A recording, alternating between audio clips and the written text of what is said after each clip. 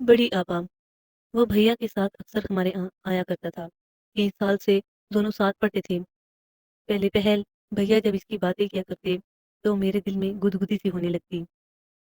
वो बड़े फ़ख्र से सीना फुलाकर कहते, आज रफ़ीक ने ये किया, वो किया, इतने नंबर लिए, फलाँ खेल में हिस्सा लिया। वैसे भैया और उसकी जोड़ी भी खूब थी। एक से कद, एक से जिस्म और एक सी आती थी। दोनों सिनेमा के शौकीन, दोनों खेल-कूद के दीवाने और जब साइकिलों पर एक दूसरे के कंधों पर हाथ रखे सड़क पर जाते तो दूर से पहचानना मुश्किल हो जाता।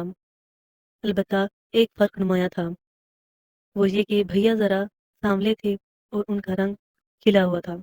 इसलिए जो नीले और काले सूट इनके रंग को नुमाया कर देते थे, वो भैया को इतने अच्छे नहीं लगते थे। और हाँ, एक बात और भी थी, वो ये कि इसकी नाक पर हर वक़्त काले शीशों की एक ऐनक रखी रहती थी। भैया के बताने पर मालूम हुआ कि जनाब सिनेमा बहुत देखते हैं, जिससे आँखें कभी-कभी सुर्ख हो जाती हैं, इसलिए ये ऐनक लगा रखी है। मैं उसे छुप-छुप कर शीशों में से और कबाड़ों की आहट से देखा करती थी।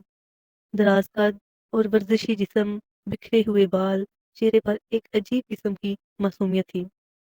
जब बात करता तो बच्चों का सा भोलापन चेहरे पर आ जाता था। कुछ ऐसा भी हसीन न था और ना ही हदो-हाल ऐसे दिलकश थे।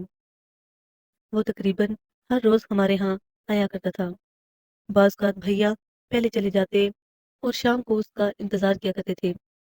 जिस रोज़ वो ना आता, भैया बेचैन हो जाते थे।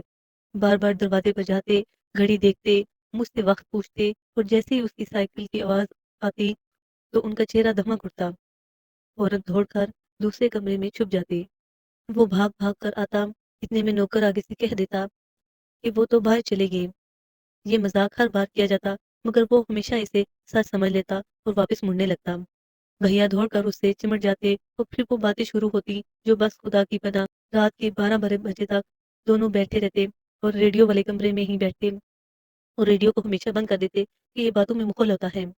मेरा जी बड़ा जलता कि ये दस्ताने मीर हमज़ा शेरनी ही है, तो इस कमरे में क्यों बैठते हो? और फिर रेडियो बंद ही कर देते हैं, जानते भी हैं कि मैं इस बात से चिढ़ती हूँ।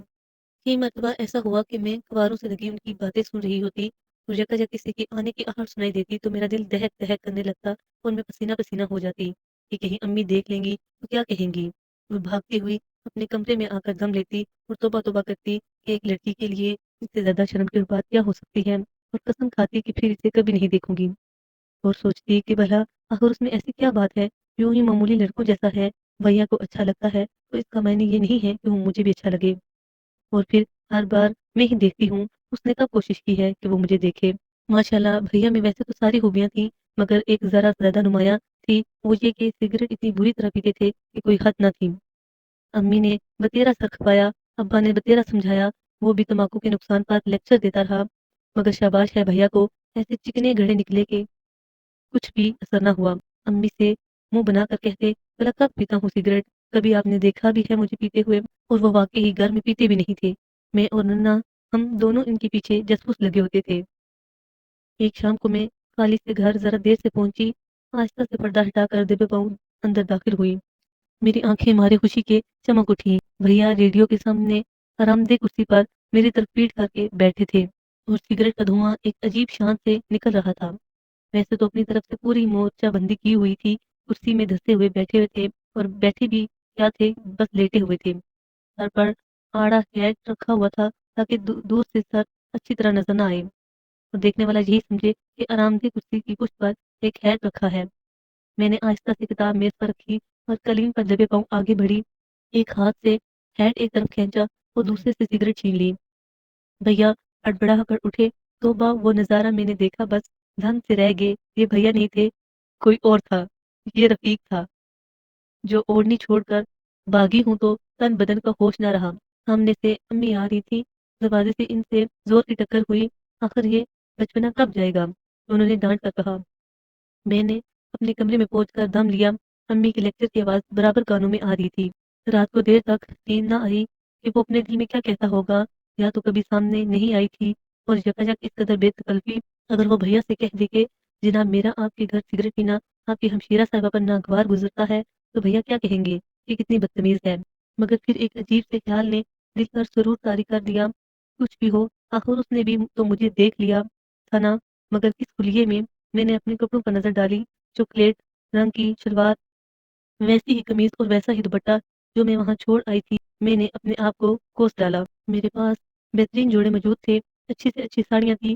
کاش میں نے اس روز چمکدار بارڈر والی سبز ساڑی پہنی ہوتی، میرے بال بکھرے ہوتے، چہرہ سارے رنگوں کی پڑھائی کے بعد کچھ کملایا ہوا تھا، مگر شاید بجلی کی روشنی میں قدرے گلابی جھلک آ گئی ہو۔